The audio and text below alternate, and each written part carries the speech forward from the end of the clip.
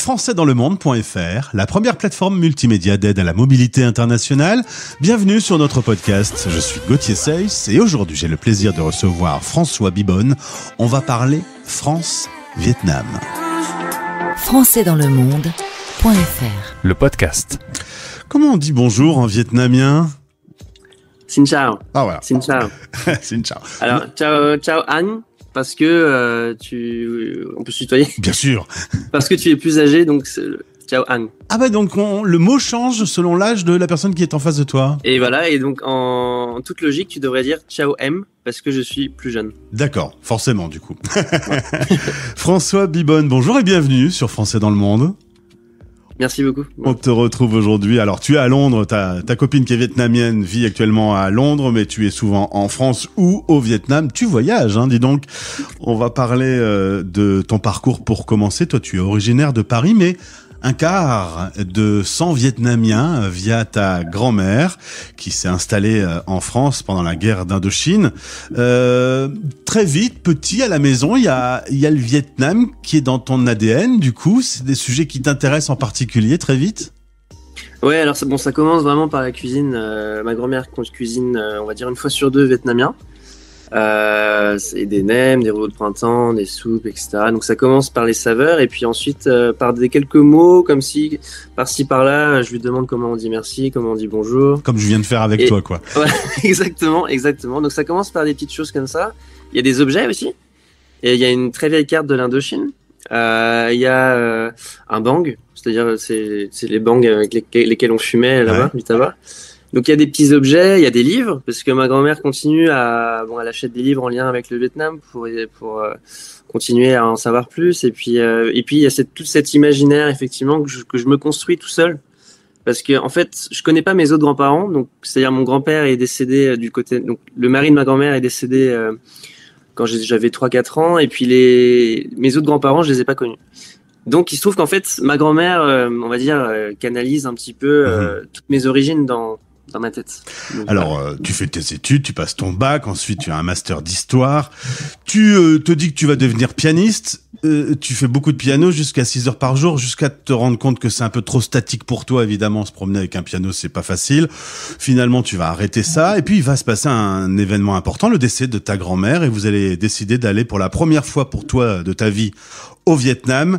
Et là, tu m'as dit, j'ai eu une sensation inexplicable. Dis-moi un peu ce qui s'est passé dans ton corps lorsque tu t'es retrouvé au Vietnam. C'est le dernier jour en fait avec mes parents et mon frère. On est au Vietnam et puis on doit aller à l'aéroport très vite. Et je suis en plein centre de Hanoï. Effectivement, là, on doit partir. On se déplace pour aller rejoindre un taxi. Et là, je regarde les murs qui sont jaunes. Et il y a quelque chose qui me dit, il faut que tu restes. Vraiment, c'est quelque chose de surréaliste, une sorte d'appel en fait. Moi, je suis pas croyant, mais là, sur le coup, je me disais, mais qu'est-ce qui se passe? Il faut que je reste au Vietnam.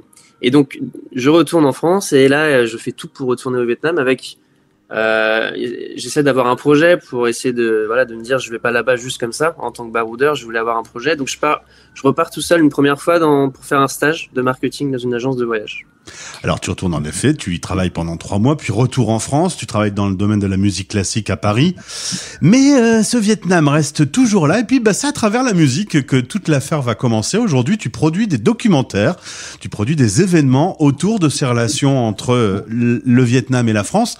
Alors on va dire un petit mot quand même, ça a été un protectorat français, il y a eu la guerre, l'indépendance en 1954. J'ai découvert en surfant sur Internet évidemment, merci Internet, qu'il a fallu attendre 1993 pour que la France reconnaisse l'indépendance du Vietnam. Bref, on a eu une vraie histoire commune entre les deux pays.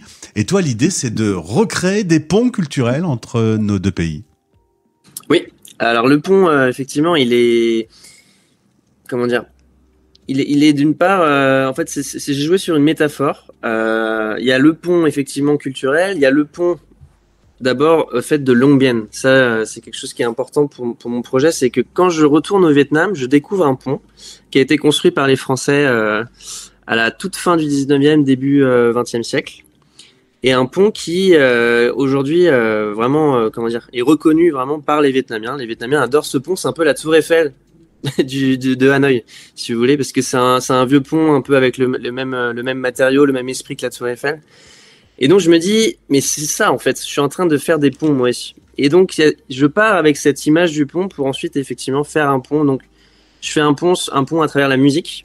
À travers la musique classique, je montre comment les deux pays ont noué une certaine amitié très spéciale et puis artistique aussi. Et puis là, avec ce second projet, je fais un second film sur le football et là, c'est le pont du sport. Et donc chacun a son pont en fait intérieur qui le relie à ses origines aussi. Donc je trouve que c'est très très beau comme mot pour montrer ça. Et en l'occurrence, le sport aujourd'hui, l'humour, la musique, la mode, à venir le luxe, il y a plein de passerelles. Finalement, quand on creuse un peu, on se rend compte qu'on est très proche et qu'on a beaucoup de liens historiques qui s'effacent peut-être parfois ou qui s'oublient. Ouais, effectivement. Alors il y a des liens qu'on se remémore, qu'on oublie avec le temps, et puis en fait il y a même des liens, des ponts qu'on crée. Je me suis rendu compte que non seulement j'illustre des ponts qui ont existé, mais en fait en toute modestie, hein, je permets aussi de créer des ponts. C'est-à-dire quand on fait un film, on produit un concert par exemple en première partie du film avant de le projeter. On rassemble des gens et on crée des nouveaux liens. On fait appel à des illustrateurs pour faire une affiche du film ou à des musiciens pour faire la musique. On fait des équipes, on forme des équipes et en fait ça devient un projet collectif et c'est un nouveau pont effectivement. Et ces ponts-là en fait ils sont ils marchent très bien parce qu'en fait la diaspora vietnamienne c'est une des diasporas qui est la plus active dans le monde au niveau vraiment des liens, de la solidarité qu'il y a. C'est vraiment très très très très fort. Donc c'est aussi des ponts qui se créent. Ouais. Alors les colonies, elles ont plus ou moins bien réussi à travers le monde. En Afrique, on a été un peu maladroit. Tu me disais que aujourd'hui, les relations entre nos deux pays sont très bonnes. Il n'y a pas d'arrière-goût amer de notre histoire. C'est effacé. Ouais. En fait, les choses ont beaucoup évolué dans le sens où, d'une part, la société vietnamienne va vraiment vers le futur. Elle pense moins à son passé. Elle est vraiment portée vers. C'est le développement économique, c'est l'essor du tourisme, c'est la modernisation, etc. Donc, on va vers l'avant. Et ensuite, quand on est en tant que Français, en fait, au Vietnam, je dirais même plus qu'on a des avantages. On n'a pas vraiment d'inconvénients à être français. Il n'y a pas de gêne ou quoi. Donc moi, de ce point de vue-là, ça s'est vraiment bien passé. Et je trouve que vraiment le Vietnam est un pays très très accueillant. Alors, tu as travaillé sur un documentaire qui s'appelle Once Upon a Bridge in Vietnam, un documentaire que tu vas diffuser à plusieurs endroits différents. Tu dois avoir une certaine fierté lorsque la projection commence. Alors, les premières projections, c'était assez intimidant parce que c'est la première fois. C'est mon premier film. Et non seulement c'est mon premier film, mais il se trouve que je figure dans mon propre film. C'est-à-dire qu'il y a un aspect un peu autobiographique. Et donc c'est un peu intimidant et au fur et à mesure en fait de la réception, je vois comment ça se passe, la réception de l'audience, du public, et qu'il y a vraiment une sorte de synergie qui se passe, quelque chose vraiment de très très beau. Et au fur et à mesure on prend confiance et ça va de plus en plus donc ça prend de l'ampleur. Donc au début c'est dans des petites salles, on est 20, 30, après c'est un vrai cinéma, après c'est dans une salle encore plus grande avec un écran géant. Enfin c'est vraiment assez ça me fascine toujours de voir que je voyage avec ce film autant. François, du coup, tu es une espèce de Gustave Eiffel moderne, puisque tu crées à nouveau des ponts lorsque la projection est terminée. Je suppose que des Français, des Vietnamiens se retrouvent à boire un verre et à créer de nouvelles relations. Ça doit être assez plaisant. Tout à fait. En fait, ce qui est amusant, c'est que chaque projection est un pont. Effectivement, à chaque projection, presque, je ne sais pas s'il y a eu une projection sans cet effet-là, dans le sens où il y avait toujours une personne qui ensuite est venue me voir et m'a amené vers une autre projection, vers un autre événement. C'est des ponts, effectivement. C'est vraiment le mot du jour, c'est le pont. Résultat, tu vas te retrouver à Boston, à Harvard, pour représenter le documentaire. Waouh, ça c'est quand même classe, hein. Et ça c'est pareil, c'est assez incroyable. Grâce à une autre projection qui s'était faite à Columbia. Donc j'étais déjà allé à New York, à Columbia, l'université de Columbia, pour projeter le film. Et grâce à cet événement-là, ça m'a amené vers Harvard, donc plus d'1 an plus tard. Donc ça me fait voyager. Il y aurait finalement un film à faire sur non pas la tournée des projections, mais sur la diaspora vietnamienne qui reçoit ce film. quels sont leurs ressentis, etc. Et ce serait un projet de film qui serait très beau, c'est d'étudier les Vietnamiens dans le monde. Et te concernant, un projet de vivre définitivement au Vietnam ou le mélange entre les deux pays, ça te va bien aussi? Alors bon, d'une part, le mélange est très beau. Je pense que c'est toujours bien d'avoir un certain métissage. Mais effectivement, là, je vais prendre le risque de m'installer un peu plus longtemps au Vietnam. Donc à la rentrée.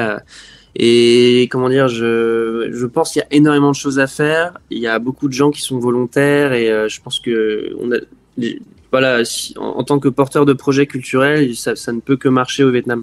Est-ce que je peux te demander pourquoi tu m'as dit prendre le risque? Prendre le risque parce que effectivement c'est comment dire, alors, déjà je reste français donc j'ai toujours cette mentalité, ce frein qui est peut-être assez propre à la culture française, qui est souvent on a envie de réfléchir longtemps, de planifier avant d'agir. Moi j'ai une démarche assez inverse, c'est-à-dire que j'agis et après je réfléchis souvent. Donc c'est comme ça que je dis que c'est un risque. Après effectivement j'ai eu tellement d'expérience et de passer au Vietnam que c'est quand même 1000 fois moins risqué que la plupart des gens qui iraient pour la première fois. Je te souhaite le meilleur en tout cas, de jolies projections, de belles rencontres, des beaux moments de vie qui vont se créer grâce à ce rendez-vous Once Upon a Bridge in Vietnam. L'autre projet, on en reparlera ensemble plus tard, tu es en train de travailler dessus. Et si vous êtes intéressé, si vous voulez l'aider dans son travail de documentariste et de production, vous pouvez le contacter de notre part. François, merci beaucoup. Eh bien, j'espère que tu vas vivre de bons grands moments intenses dans les prochaines semaines. Merci beaucoup, enchanté encore et à très vite, j'espère. Françaisdanslemonde.fr